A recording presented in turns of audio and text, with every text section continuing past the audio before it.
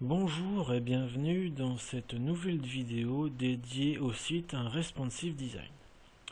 Dans cette vidéo, je vais vous montrer une technique à partir d'un navigateur pour tester votre site responsive sans pour autant avoir plusieurs supports comme une tablette et un téléphone portable.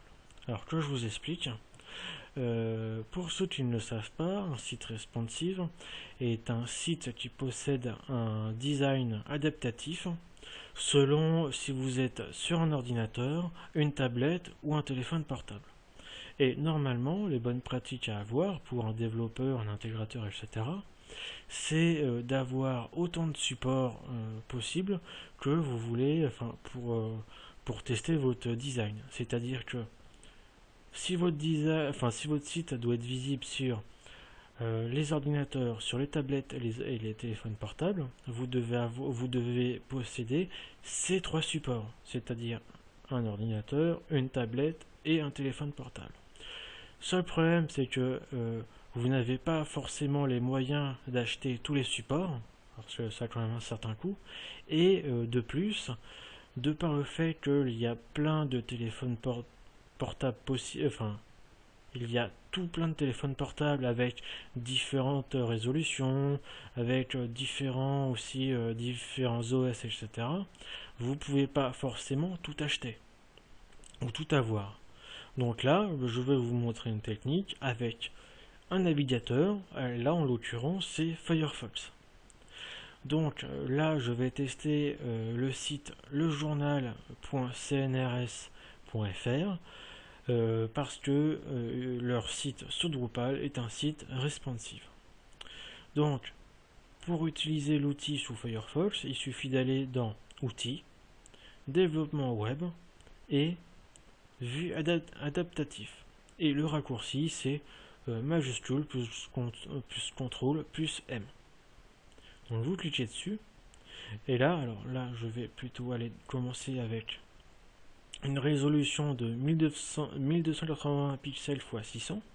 Donc c'est un design qui est typiquement ordinateur portable. Donc là, vous pouvez voir là maintenant, c'est un design qui est quand même bien. Ensuite, vous avez envie de voir le design avec une résolution tablette. Donc là, je vais tester avec la résolution 768 x 1024. Donc là, vous pouvez voir ici que toute la partie donc a été réduite et ça a pris en compte quand même la largeur du support. Donc là, vraiment, vous pouvez voir toute la partie, etc. Ensuite, j'ai envie de voir ce même site, mais au lieu que ça soit en mode horizontal, en mode haut, en mode vertical, j'ai envie que ça soit en mode horizontal. Donc là, il suffit d'aller sur le petit bouton, la rotation, et là, vous pouvez voir donc que la partie s'est légèrement élargie par rapport au mode horizontal. Alors, c'est plus flagrant par rapport à un design de téléphone portable. Alors là, je vais essayer avec une résolution de téléphone portable, donc 320 x 480. Je clique, et là, vous pouvez voir que ça a quand même pas mal changé. C'est-à-dire que là, au lieu d'avoir ici deux colonnes bien distinctes, je reviens sur le téléphone portable. Les deux colonnes se sont transformées, les deux colonnes se sont transformées en une colonne, mais en deux lignes. Voilà. Et toutes les parties vraiment se sont adaptées selon le mobile. Et même le footer, vous pouvez voir, le footer c'est bien adapté. Voilà. Ensuite, il suffit que je regarde aussi par rapport au slideshow. Le slideshow c'est bon, mais le menu, au lieu qu'il soit visible comme ici en largeur, vous pouvez voir ici, il suffit de cliquer sur un bouton pour que le menu s'affiche. Vous recliquez sur le bouton et il s'enlève. Donc c'est très bien. Maintenant j'ai envie de faire une rotation. Vous cliquez et donc là vous pouvez voir qu'il est un petit peu plus en largeur. Bon, ensuite il suffit de changer un petit peu le design et ensuite vous pouvez voir que ça s'adapte vraiment selon la résolution. Alors ensuite, moi je vous ai montré le changement de résolution, je vous ai montré la rotation. Alors il y a aussi une technique des événements tactiles. Alors bon, n'étant pas le propriétaire du site lejournal.cnrs.fr, je ne peux pas vous montrer, mais je peux au moins vous montrer les captures d'écran. Donc vous pouvez tout à fait faire des captures d'écran du site. Donc là par exemple, vous voulez faire une résolution, enfin trois captures d'écran, un par support, vous pouvez le faire. Donc le premier, hop, ça vient de s'effectuer.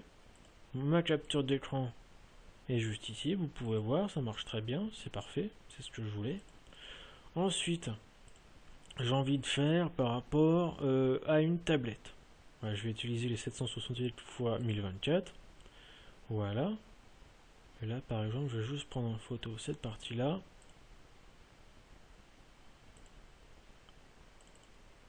Là, vous pouvez voir, voilà, ça s'est adapté aussi très bien.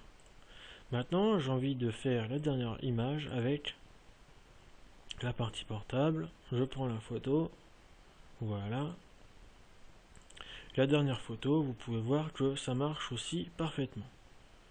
Donc, voilà. Donc là, je vous ai montré toutes les fonctionnalités qu'il y avait. Alors, il y a aussi, pas toutes. Là, vous pouvez voir ici qu'il y a différentes petites touches là, juste ici. Enfin, petit contrôle ici. C'est pour personnaliser vous-même le design de votre support. Si votre support fait 600 x 600, voilà, il suffit de faire du 600 x 600. Hein. Voilà, vous pouvez tester vous-même le design. Voilà, comme ça, comme ça. Donc, vous pouvez changer vous-même le design. Voilà. Donc je vous ai montré comment utiliser l'outil sous Firefox. Alors, il y a les mêmes outils sur tous les navigateurs possibles et inimaginables. Pour cela, pour connaître les outils, il suffit d'aller sur le site d'Elsa Création. Ils ont fait un article donc le 10 juin qui présente donc les avantages et inconvénients des sites responsive design par rapport aux différents, enfin par rapport aux tests, etc. Ils présentent les solutions donc sur les différents navigateurs comme Internet Explorer, Chrome, Firefox, donc avec l'outil que je vous ai montré, Opera et Safari. Et il y a aussi les différents outils en ligne, donc les différents sites que vous pouvez voir juste ici. Donc je vous laisserai le lien vers l'article. Vous pourrez le lire tranquillement. Voilà, donc j'en ai fini avec cette vidéo et je vous dis à la prochaine fois.